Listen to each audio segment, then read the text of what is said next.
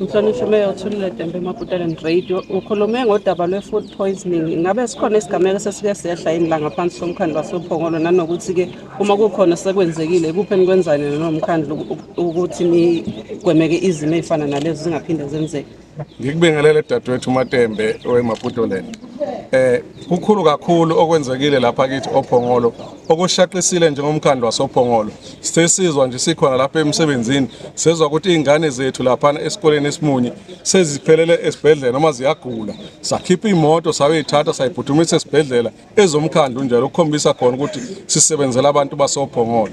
Ingane eziyishumi nesikhombisa 17 ezadla ukudla ongekho right esingazi ukuthi yini njengoba ngishilo ukuthi sisalindile ama result ukuthi bathini odokotela mabe wa testa lapha. Thina ke somkhandlu sisukume ngelanga la ngakusasa emva kokuba sesizwile ukuthi ingane zidle lokhu kudla omnobuthi. Sasukuma somkhandlu sihambisana nabakwa LED sahambisana namaphoyisa ethu omkhandlu wasoPhongolo sangena khona lapha ezitolo zalabo abokufika ukuchecka ukuthi yini lena abayidayisela izingane zethu ukuze zigule emsakazi. Mhlonishwa Meya Fresh from Ukhozi FM. Esifisa ukwazi ukuthi ikuphi ozoqala ngakho kuseqhulwini mhlambe kuma challenges community ebhekene nayo nanokuthi mhlambe one or two things wena as mayor entshe engene ecathulweni oyibona ukuthi izona zinto ufuna uqale ngazo usizo umphakathi. Ngikubingelele umsakazi Ukhozi FM umsakazi omkhulu Fresh. Kukhulu kuningi umsakazi kodwa njengoba manje sesifika sesiphakathi nonyaka kanje uqala kwami ukuba ngumeya sikubeka phambili abantu bakithi njengalapha kithi eNcotshana kunabantu bakithi lokhu bafika lapha nami ngisuka endaweni yaseMagudu sifika la ngo1969 ukusungula kwelela lokisho kweNcotshana abantu lokhu bakha lapha banawo ama-title deed into enzoyisukumela phezulu ukuthi izakhamuzi zakithi omkhulu nje sebaze bahamba bashiya izindlu osekunzima ukuthi zikwazi ukutholakala ama-title deed wazo. Sizosukuma njengomkhandlu sizithathe silekelela abantu bakithi umphakathi walapha eNcotshana ukuthi ukwazi ukuthola ama-title deed. Ngaphezulu kwakho konke uyabona imisebenzi ayikho umsakazi la kwelakithi oPhongolo noma izwe lonke nje sizokwazi ukuthi silekelela abantu bakithi kakhulukazi abantu abasha ukubabiza bakwazi ukuthola ama-workshop noma ukuthola ama-programs abo la bangafundiseka khona kube nokuncane abakutholayo ngokusebenzisana nalama department amanye ngwabizile o8 noThala ukuthi bakwazi ukuthi balekelele ngoba siyazi ukuthi umkhandlu awunayo imisebenzi ukuthi ngabaqasha bonke nanokubukelela njengoba isimo sizulu sinje sizophuma sebantwini bakithi sibaqwashise ngezimo zezulu ukuthi abaqaphele imfula nokulungisa nje imigwaqo ngikhuluma nawe nje emawadini onke kusuka ku ward 1 kuya ku ward 15 imishini yethu beyiphumile silekelela bona abantu bakithi ukuthi bakwazi ukungena emakhaya baphume futhi bahambe imoto zabo ziphephile emsakazi. Uphumla Motha from iPhongolo FM mhlawumbe mhlonishwa isabelo mali esikhona uzokwazi ukuthi ukwazi ufezekise izidingo zomphakathi okanye uhambise i-service delivery emphakathini. Ngokwethu ngobudget yethu msakazi cishe uyakhumbula msakazi wePhongolo FM masethula isabelo zimali lapha sathi imali emkhandlweni ephasile u385 million. Lokho sasikubonile ukuthi ngokwalonyaka lezi zinto esizibeke eqhulwini ngokwehlelo iDP yizona esizozenza cishe njengoba ngiyibalile lapha ngokwesabelo mali sikwethu sizokwazi ukwenza lokho nangokulekelelwa irevenue ethu noma ngama-rate payers alapha kithi oPhongolo sibukile ukuthi le mali esinayo sizokwazi ukuhambisa izidingo ezifanele ukuhanjiswa umkhandlu wethu wasoPhongolo welocal. Akuze kuphazamisa mhlawumbe ukuthi khona abantu ababengabhalisanga ukuvota kodwa kumele ukuthi beyithole izidingo lezi ezidingwa umphakathi imali gcina ingasakwazi isebenza indlela efanele kubantu. Kuyaphazamisa kakhulu lokho ingakho nje sinenqa umphakathi wakithi lapha oPhongolo ukuthi awuphume wonke uzobhalisa uma sekufika isikhathi sokubhalisa ukuze sikwazi ukuthi sazi abantu bakithi endaweni yasoPhongolo ukuthi bangaki noma kwenziwe isabelo mali ukuze sizokwazi ukukhula kodwa ke lokho ngoba vele besibale kulabo esesibabonile ukuthi bakhona lapha kithi emkhandlweni oPhongolo abantu ingakho bazongena nabo ngaphansi kwalelo hlelo bese kuthi njengoba kuzoba uJanuary siyazi ukuthi la khona kuzofika uhlelo esenza khona i-adjustment budget.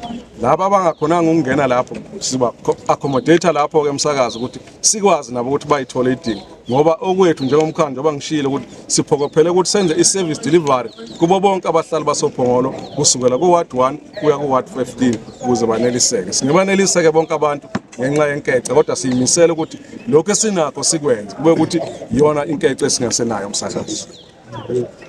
Sacela ukugcina La igama lami ngumlando Sibongo sami wagama ngibhalele iphephandaba Ilanga. nembuzo nje lemibili mhlonishwa.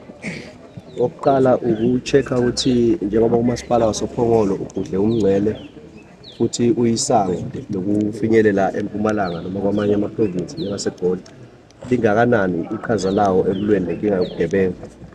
Okwesibili, ngenkathi wethula inkulumo ngaphakathi ngikuzwe ubiza amagama emigwaqo. Amagama emigwaqo asaqanjwe ngamagama esingathi awabelungu noma ngey'bongo zabelungu. Uku-check-a ukuthi ingabe uPhongolo abanye alabo belungu abanomlando ongemuhle kwizakhamuzi zasePhongolo.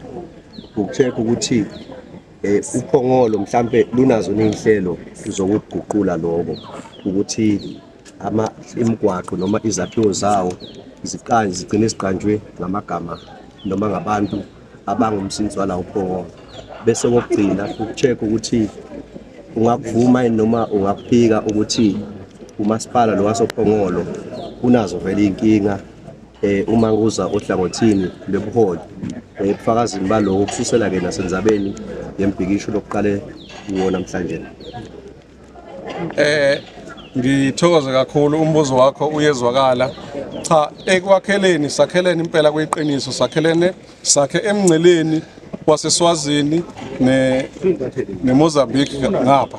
Kodwa-ke ikakhulukazi thina ukuba khona kwethu la oPhongolo siyakuthokozela ngoba bayafika bezothenga, bafike bezovakasha, sikwazi ukuthola inkece okuthuthukisa uPhongolo. Sinezinhlelo-ke zokulwa nobugebengu cishe la uPhongolo bonile ukuthi kunama-base noma izindawo zamasotsha okwazi ukuthi bagcine emngceleni abantu abangena kungemthetho la bengezi ukuzoganga. Bethi noma-ke umuntu ngoba ngeke umvimbele noma ungamvalela kanjani kodwa umuntu uyadlulundela apho. Amaphoyisa-ke ethu la okithi oPhongolo kungu-SAPS usebenza ubusuku nemini ukulwa nobugebengu kanjalo ngokubambisana nathi. Yingakho nje siwumkhandlu wasePhongolo sinalento ebizwa ngokuthiwa i-DDM oku-one plan one budget okubambisana na wonke ama-department akhona la sinezinkinga khona. Ngenhlanhla-ke mfowethu ukhuluma nguye uhlalo we-local task team naku-DDM futhi esebenza la uPhongolo. La sibonisana khona na wonke ama-stakeholders la sixakeka khona sibone siphume nesu lokuthi sikulekelela kanjani lokhu ukuze engaphindi kwenzeke. Umbuzo wakho-ke wesibili ukuthi indaba yemigwaqo, indaba yomgwaqo emgwaqeni thina singumkhandlu wasePhongolo asishintshi thina amagama kodwa uhulumeni ohola ubaba upresident uCyril Ramaphosa unethimba aliqokile la kwi-province la khona omunye wethu esebenza naku-ESCO umhlonishwa uMhlongo afakwe khona ukuhamba bebuka beshintsha amagama la kufanele ashintshe. Nathi-ke siyafisa ukuthi ngelinye lamalanga la magama asabizwa ngesilungu emgwaqo ashintshe abize amaqhawe akithi ukuze ekwazi nawo ukubonakala ukuthi nabo bakhona. Nabo-ke babe ngamaqhawe ngey'khathi zabo kodwa kwamanje siyafisa nathi ukuthi kube khona amaqhawe ethu ethiwa ngale mgwaqo ekhona. Silindeleke ubuholi beprovince bayahamba cishe nje amaningi kungapha komnambithi akhona aseshintshiwe basaqhubeka futhi babashintsha la eZululand noma kithi iKZN yonke. Siyabonga. Ukuphendula lo mbhidlango womphakathi kahle hle awukho umphakathi obhidlango, asinabo inkinga yobuholi. Sinabantu nje abazidlova abangafuni ukuthi baholwe. Uma ulalela utshela ukuthi nanga umholi njengoba ukhona nawe emsebenzini wakho aniphethe nonke kodwa unganeliseki kwakho ukuthi wena awubekwanga njengomholi akusho ukuthi sekufanele ulwe. Bengesikho ingakho ngithi-ke bengesiwumbhidlango kahle hle thina ebuholini basePhongolo asinayo inkinga ebesinayo ukuthi umeya ebengakabekwa ngokugcwele njengoba ngisa-acta position kameya ngu-deputy mayor kodwa manje ngoba sekulungisiwe ayikho inkinga esinayo.